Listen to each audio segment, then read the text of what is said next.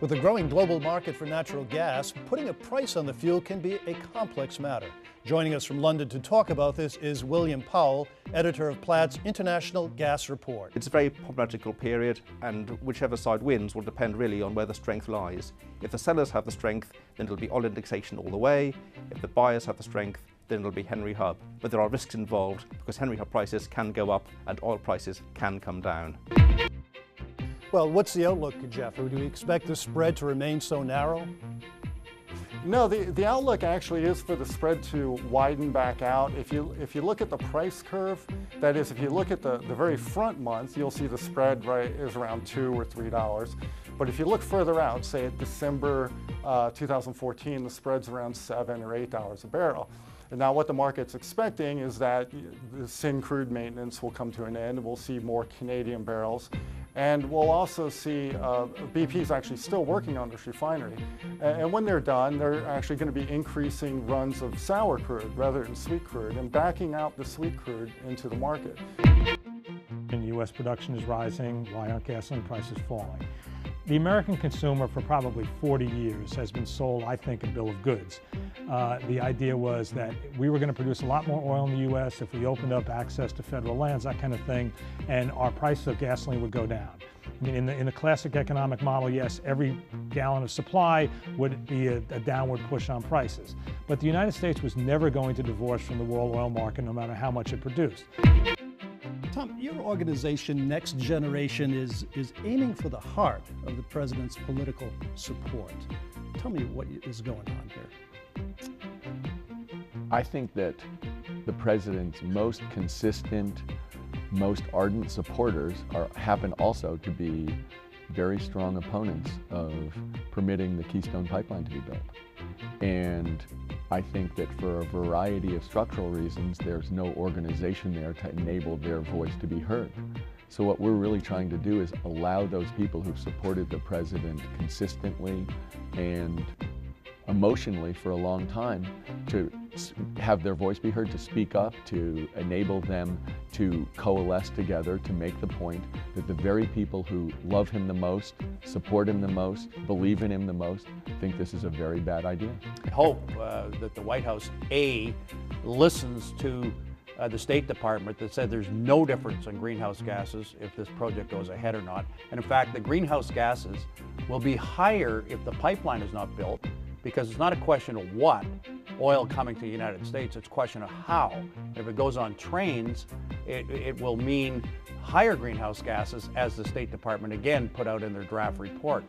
I hope the president is listening to the blue-collar workers that need these jobs in the United States, and not as listening as much to hedge fund managers that are opposed to the pipeline. There's no issue that raises more questions for you these days than the export of liquefied natural gas. No matter where you go, you get any number of questions on it. And it's obviously an important issue. But still, why is it taking so long for DOE to go through these applications and decide on them? I've made it very clear that coming in now as secretary, and I'm only here 4 weeks, taking a little time to get briefed up on the process going forward, looking at, we've had some updates done, but fundamentally, as I've said, we're getting to the point now, I think, of beginning to look case by case at the applications, and I expect to handle those expeditiously, and I've made it very clear. I expect to reach a number of decisions in this calendar year. We talk of diversity of supply in Europe, and so often the conversation seems to come down to what extent does Europe rely on Russia for gas supplies? And that's when folks start to look at Azerbaijan and other alternatives. But is that the major driver of energy security issues in Europe these days? Is that the way you see it? We have nothing against Russians. We cooperate with them. We do continue our cooperation with Russians, but we're looking for other resources at the same time.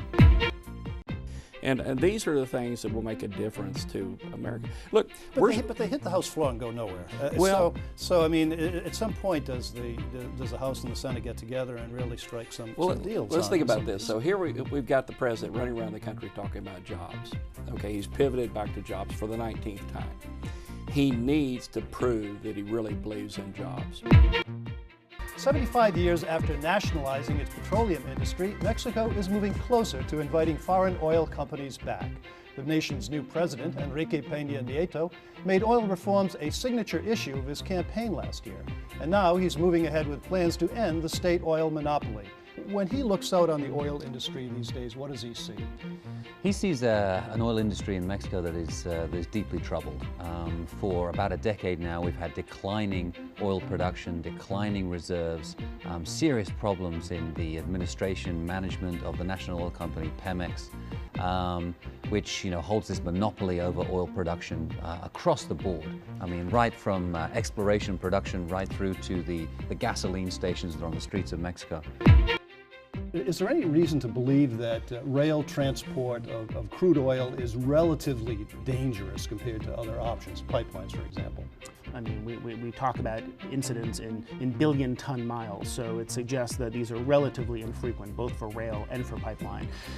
There's some uncertainty about the data. People sort of talk about it in different ways. You see that if you look at the environmental impact statement the State Department did for Keystone, for example, they have some of this data. I think it's probably fair to say, based on what we know, pipelines are on the margin a little bit safer, a little bit of a better way to move crude oil, not just because of spills, but the potential for human injury or human fatalities and other sorts of accidents. That it says will be relatively cheap and versatile. The company's president, Steve Hellman, joins me from New York. Welcome to the program, Steve. Thank you, Bill. Great to be here. Thank you. Steve, tell me about this, your company's battery and the deal that you've struck with these utilities. Is designed very much around the utility scale problems. I mean, if you start with that as a business case and develop a technology to really respond to the needs of that business case, you kind of wind up with the product that we're developing. And in our view, it's extremely important if you're trying to solve problems for utilities to work directly with the utilities to solve the problems. And so we've created a program which includes 7 of the largest US and European utilities to actually participate in the product development process and, of course, the piloting and ultimately the rollout of the technology into the marketplace. Senator, a virus created by the Russians, stolen by Iranians, planted in the U.S. power grid. Where do you come up with this stuff? The issue of the vulnerability of the power grid, the electric power grid in our country is real, and the threat from cyber terrorists is very real.